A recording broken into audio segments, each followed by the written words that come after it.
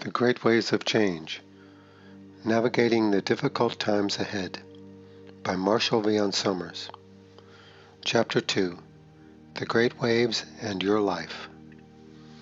People will ask, what will these great waves look like? What can we expect? What are we really preparing for? Is it a difficult situation or is it a terrible situation? The answer depends upon many things, upon human response and responsibility. Certainly, the resources of the world will be diminished, and there will be great difficulty in securing them, particularly in poor countries and for poor people. And the risk of conflict and war over these diminishing resources will be very great. The risk will be very great. How will people respond? Will humanity destroy itself as it struggles and fights over who will get the remaining resources, or will there be a greater union and cooperation? The answer is uncertain, but in either case you are moving into a time of great difficulty. The climate of the world will change and become warmer in most places, diminishing food production, diminishing water supplies, creating great difficulties in certain regions of the world. The risk of the breakdown of society is extremely great under these circumstances, and the fact that most people are either unaware of this or are taking it far too lightly gives great concern. Humanity has overspent its natural inheritance. It has overused the world, this place of magnificence and abundance. Humanity has not planned for the future. It has not restrained its behavior. It has wasted its great natural inheritance through greed and through conflict, through misuse and corruption, and now it will have to face the consequences. You will have to pay for the sins of the past, as your children will have to pay for the sins of the present. These sins are errors, fundamental errors, and in some cases, tremendous errors. Therefore, you cannot escape this. You cannot move somewhere else and be immune from the great waves of change. You will have to live very differently, and only knowledge within you can guide you specifically in this matter. Beyond following the recommendations for living in a great waves world that are included in this book, it will be up to knowledge within you, the strength of your relationships with others, and the courage and objectivity you can bring to your circumstances that will determine the path that you must follow. For everything will be changing, and there will be great uncertainty. Where you live, how you live, and who you are with will all have tremendous bearing on what kind of circumstances you will have to face. And you will have to gain access to knowledge, the deeper mind within you, the mind that God has created within you, to answer these questions. The answer will not necessarily be an explanation, but a series of steps, things you must do, step by step. For great change requires that you move incrementally, step by step. The only exception to this is being in an extreme emergency, such as being in a house on fire or on a sinking ship. But beyond this, you must follow a series of actions which may not make any sense to you at all in the moment. A series of actions which others might consider to be foolish or irrational. You will have to follow these. Ask yourself, where should I live? Keep asking, and the steps will begin to appear if there is any change you must make in this regard. You cannot ask only once. You must ask repeatedly. You must be with the question. You must live with the question and be open, really open, to what might be presented to you, particularly if you already sense that where you are is not permanent, or you have concern over its viability as a place to live in the future. You must be very open, you see, because knowledge will not just take you to the place that is the safest or the easiest.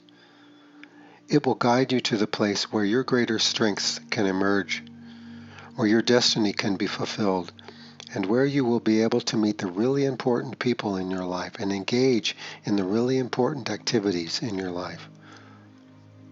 This is entirely beyond the scope of just being safe and secure. And this is one of the reasons that people do not understand the answer when the answer is given. They do not understand or trust their deeper inclinations because they are asking the question with a hidden motive to get what they want, to be enriched, to be protected, to keep what they have or to have more. But this is not the emphasis of knowledge. Knowledge will protect you here, but it will protect you and save you for a greater purpose. In a way, the great waves of change provide a very optimum environment for knowledge to emerge because there is really no place that you will be safe. There will be no place that will really be secure, where you can enjoy the kinds of benefits you might have enjoyed in the past, where you will feel safe and immune from the difficulties that will be emerging all around you. The survival of your personality is not the issue here. It is the fulfillment of your mission. For you have chosen to come into the world at a time when the great waves would be striking the world. You have come at a time when humanity would have to deal with competition from the greater community, from invasive forces from the universe around you. You have come at a time of great difficulty and uncertainty, a time of great discord and risk of war.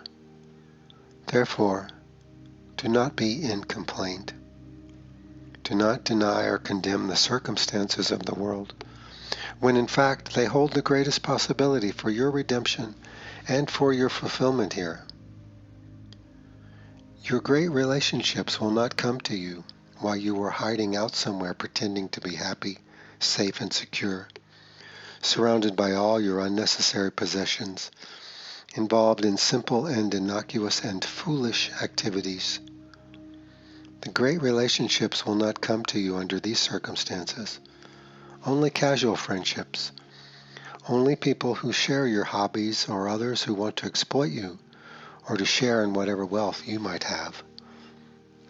The great relationships will come in facing great change and difficulty because it is within this environment that the deeper and truer nature of people becomes evident. And people will have to choose a greater allegiance within themselves and a greater allegiance to others. This is where great relationships become recognized, cultivated, and expressed. No more foolish and indulgent romances here. No more wasting your time trying to have endless pleasure with someone when, in fact, you have nowhere to go together and nothing really important to do together. No more wasting your life on chasing beauty, charm, and wealth, having fantasies about yourself and other people, trying to look good, to be accepted, and degrading yourself in every possible way to gain the attraction or the admiration of some person. There will be little time for such things now. While these times are extremely dangerous and hazardous, they provide the optimum environment for you to discover your greater strengths, and with this, a set of greater relationships. This is where the greater purpose and meaning of your life can emerge if you can understand your situation correctly, and if you learn to engage with your deeper nature and to rely upon it increasingly. Here you must respond when others are not responding. You must take precautions when others are not taking precautions. You must change your circumstances when there appears to be no immediate reason for doing it. You must follow an inner urging and an inner direction without really understanding what is happening and what your future or the outcome will look like.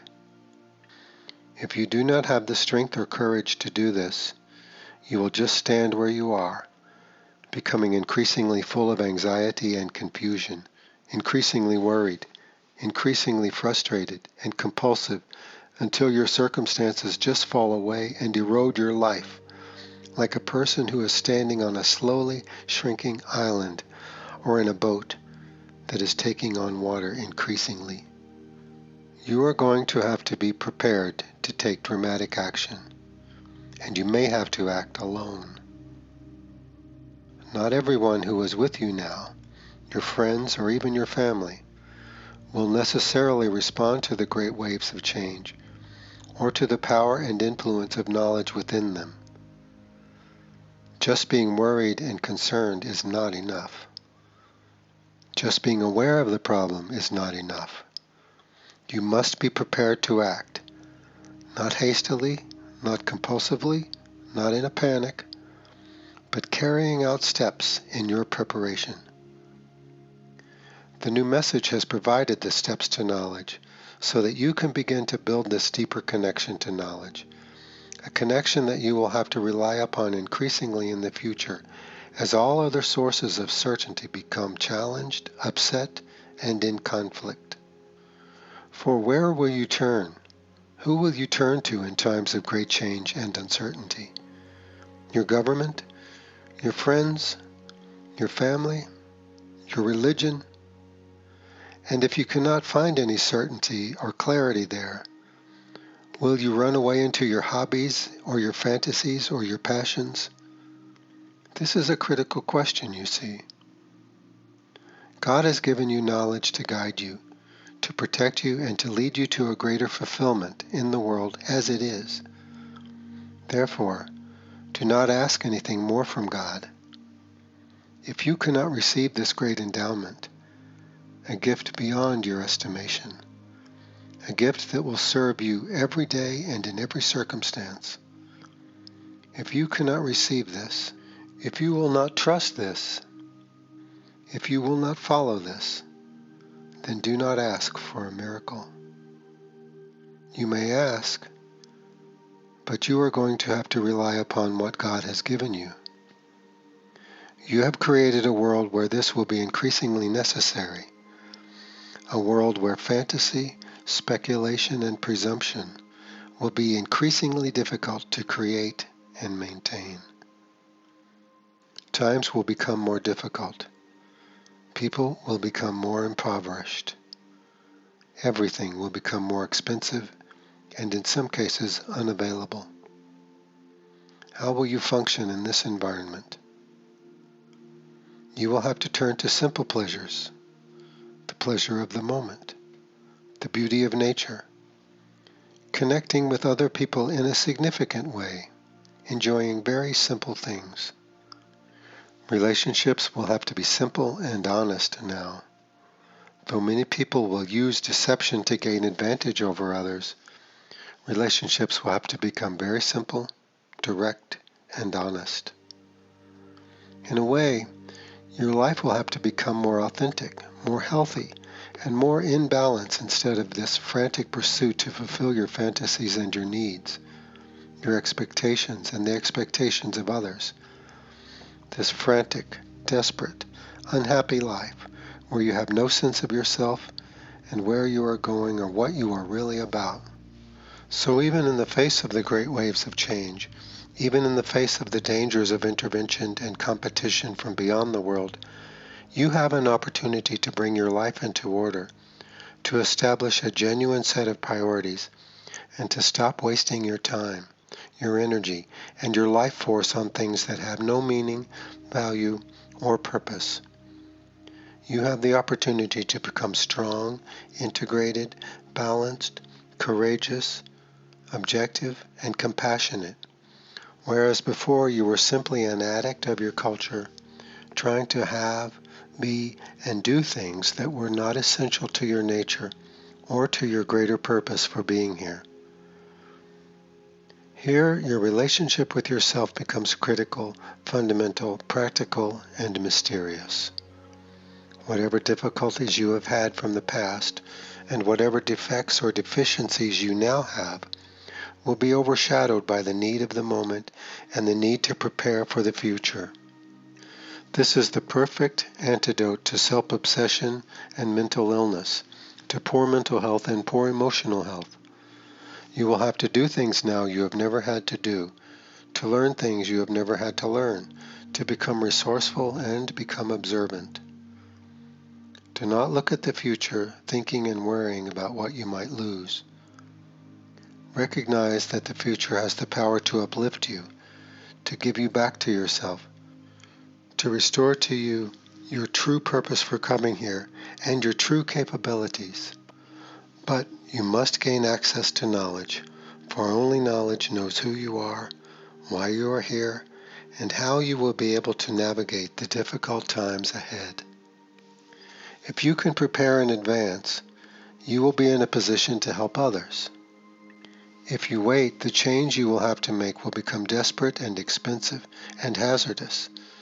If you put it off or question it or doubt it or think it is not important, you will put yourself in ever-increasing jeopardy, and your chances of success will diminish as a result. This is not an idle matter. This is not mere speculation. The new message is telling you what is coming. It is warning you. It is preparing you. But it is still up to you to respond, to be responsible, to be able to respond, and to learn how to follow, step by step, the things that you must do with courage and determination. Time is important now. You do not have time to languish. You do not have time to be distracted, carried away with other things, or caught up in the circumstances of your life. There is no time for this now. You must take your life seriously. You must pay attention to the signs of the world that are telling you that great change is coming. You must learn to listen to the movement of knowledge and the urging of knowledge within yourself. Your study of steps to knowledge will teach you how to read the signs of the world and the signs of knowledge. For this is a very different kind of education, unlike anything the world itself can provide. This education is without fantasy. It is without prejudice. It is without an idealistic view of the future. It is without human compromise and human corruption. It is pure and powerful, and you must become powerful to engage with it, and it will give you this power indeed. There will be great human need in the future. Many people will not have enough food or shelter. There will be great civil unrest in the large cities and in smaller communities as well. You must be strong enough not only to gain a secure position for yourself, but also to assist others, especially the elderly and the young. Lives will be lost through conflict and deprivation. This will depend upon whether nations and cultures choose to share the resources of the world or to try to gain them for themselves. So there is a range of outcomes here from difficult to terrible. It is not up to you to determine the outcome.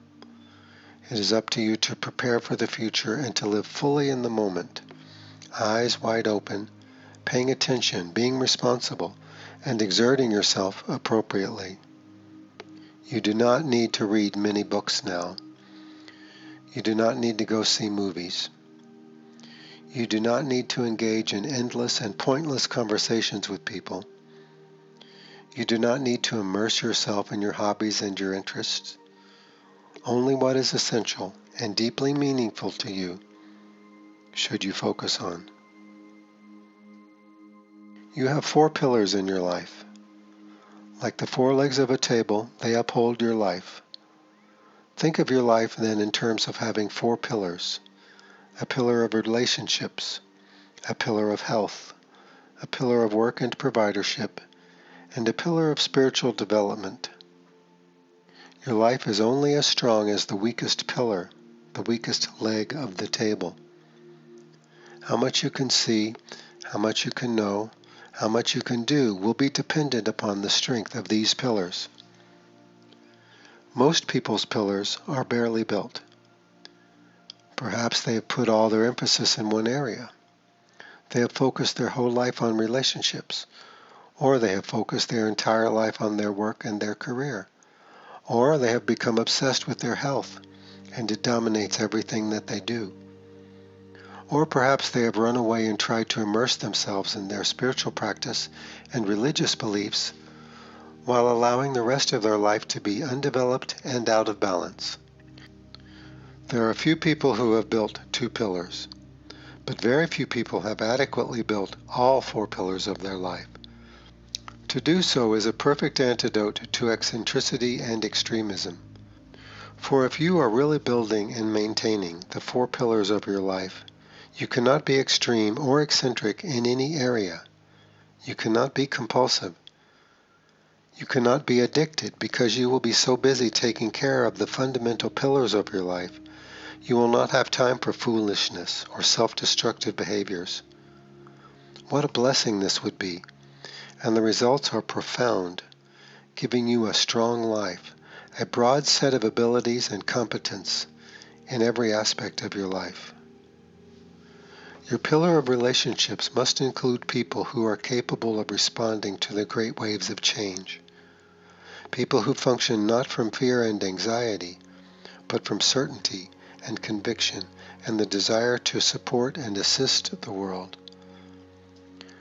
Your pillar of work must represent work that is sustainable into the future, work that provides real goods or services to people, work that engages you meaningfully with others, and that can provide at least the basics of what you need to live in the world. In your pillar of health, your body and your mind must function as vehicles for knowledge.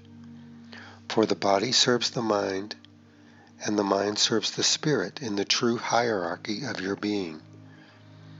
You do not have to be beautiful or athletic or fantastic in any regard, just functional. Good health, good mental health, good emotional health, self-honesty, honesty with others, the ability to appreciate and enjoy the moment, the ability to recognize and prepare for the future, the ability to connect with knowledge and have a real foundation in your life, and the ability to have simple and rewarding enjoyments and artistic expression. These represent the pillar of health. The pillar of spiritual development fundamentally is about your connection to knowledge, building this connection, relying upon this connection, learning the wisdom to carry it out into the world, learning how to apply it and recognize it, and discerning the power of knowledge from all other compulsions or influences in your mind. Whatever your spiritual practice might be, whatever religious faith you might have, or even if you do not have a religious faith that you can define, it is your connection to knowledge that connects you to what God has given you to protect you, to guide you, and to lead you to a greater fulfillment and service to the world. This is your pillar of spiritual development. You need to build these 4 pillars. It is essential for the future, for times will become difficult and unstable. The stronger your foundation, the better equipped you will be to weather the storms of the world and to deal with the increasing chaos as people's confusion, anguish, and rage increase all around you. You will need to know where to go, what to do, what to say, what not to say, where to give yourself, where not to give yourself, what to involve yourself in, what not to involve yourself in, where to speak out, where not to speak out, where to travel, and where not to travel. You must have this foundation. Otherwise, the great waves will wash you away. You will feel overwhelmed. Your life will be overtaken, and you will be left destitute and subject to very dark influences in the world and even from beyond the world. Again, the difficulty of the times is the perfect opportunity for you to reconnect with your life, to build your 4 pillars, to reestablish your integrity, to take determined action, and to learn to be courageous and objective. It is not about perception here, whether you are loving or fearful. It is really about whether you are wise or unwise, whether you are responsible or irresponsible. Do not hold yourself apart and think it is all about perception. The great waves are far more powerful than you are. You will not alter them with your affirmations or your declarations, but you can learn to mitigate them, to adapt to them, to use them to your advantage, and to use them to be of assistance to others. The human need around you will be immense, greater than any world war. It will be. And you will have to be prepared to take care of people you do not even know perhaps, and to assist others in ways that will be new for you and unexpected. There will be great shortages of food and in some places, great shortages of water. Your energy resources will become precious, difficult, and expensive to gain access to. There will be political and economic instability, and there will be much civil unrest in many places in the world. This is the world you have come to serve. And the more you are connected to knowledge within yourself, the more you will gain this recognition, which will quiet your fears and your anxiety and affirm your strength and your great source and all of the meaningful relationships that are here to serve and to assist you. You have come to serve a world in transition, a world that will have to unite in many ways to meet the fundamental needs of the human family, a world that will have to prepare itself to deal with difficult interventions from races from beyond the world who are here to take advantage of a weak and divided humanity. This is humanity's greatest hour, greatest challenge, greatest danger, and greatest opportunity for unity and cooperation, where the resources of humanity and the great talents of humanity come together to sustain civilization, to restore the world, and to prepare for your future and your destiny within a greater community of intelligent life in the universe.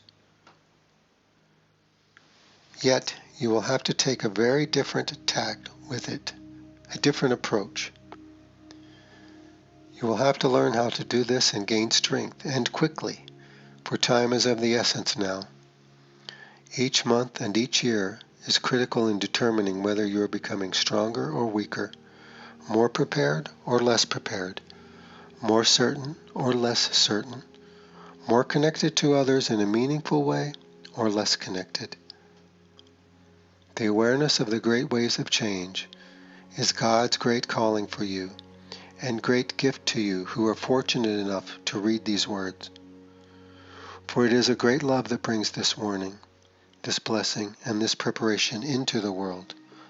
A love for humanity, a love for the possibilities for humanity, and a concern to provide for humanity what it will need to see, know, and do to prepare to live in a radically changing world and to prepare for your future within the greater community, which represent your greater destiny now.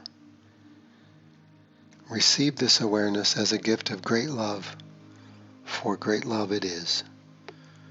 Receive it as a confirmation of what you most deeply know, for a confirmation it is.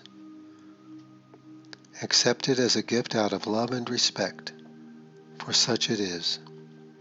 Use it and follow it to the best of your ability, for that is how you honor your relationship with God.